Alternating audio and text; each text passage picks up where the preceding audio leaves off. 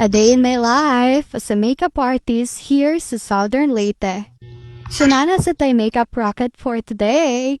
So medyo na-struggle dyan mo lang dapitan no kahit super lapo ko dyan si Jack kaya nagaulan mo gudeng anak a time. Pero nagpasalamat rasad may ka nagpatim aura po dagadlaw. Ipasalamat rasad Miss Ginoo no kaya hataga na po may ka another booking for today. Uwanta sunod-sunod na nga booking. Diyan mo sa dang hapit si nanay no.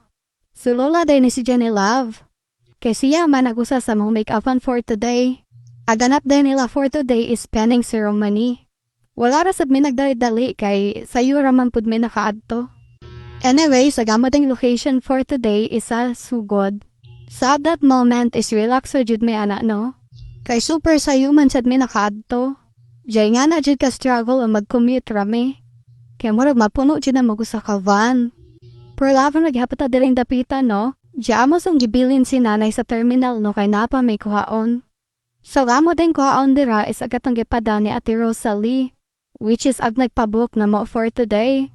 So why pagdugay-dugay is nag-fill up na dayon taog form. So mag-thank you day ko ni Ate Rosalie no. Kay kami agi ang gipili nga makeup artist. So ato yung buhatan na tong best diri no para masatisfy sila. So while waiting, mo hours sa tender in the pita no. Diyan handyo man sa si Ate Rosalie if pwede ba may makapalit og bouquet. So syempre i-push gihapon na nato no. So dili ra jud may hair and makeup artist dire no. Once nga sugoon mi ninyo, isa mo jud ang tumanon. So unsa pa may inyong gihuwat mga babs? Pabook na. So why pagduay-dugay no nag-set up na dayon mi? Yawala na dahil na video a complete setup no. Kay dili ra sad mi sa gawas nag-setup no para dili ra pud kaadyo init. So nag-start na dayon kog makeup ni nanay no. So siyang gusto ma-look is light ra.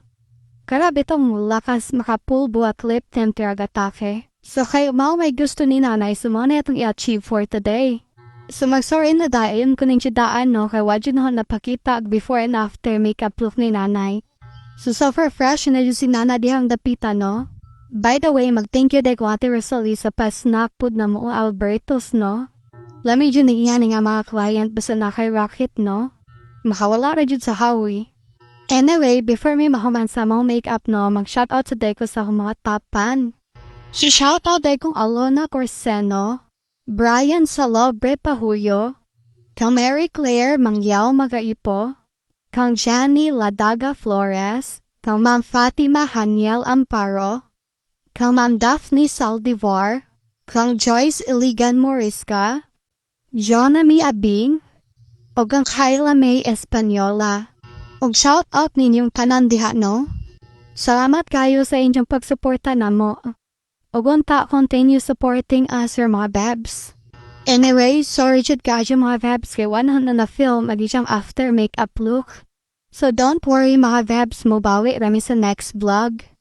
Where sad good challenging ani sa pag-makeup ni Jano kay siyang bet nga look is light raman sad pod.